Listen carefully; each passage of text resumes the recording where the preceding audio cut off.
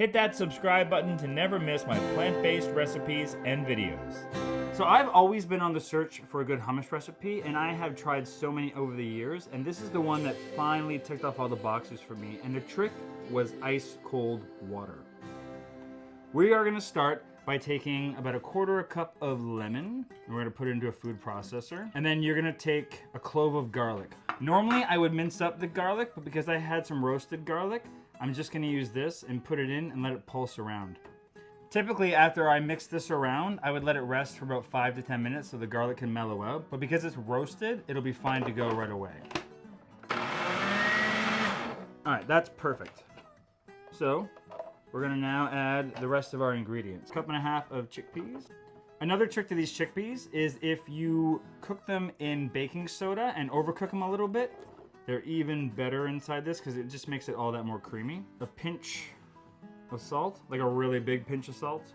The tahini, I got about 1/2 cup in here. And now we'll just slowly start to add in that ice water.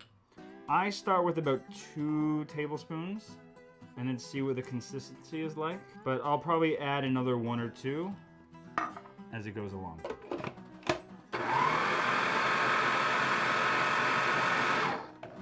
Alright, so we're just gonna scrape it down. I don't know the scientific reason for why the cold water makes it creamier, but it just does. And for me, this is the perfect consistency.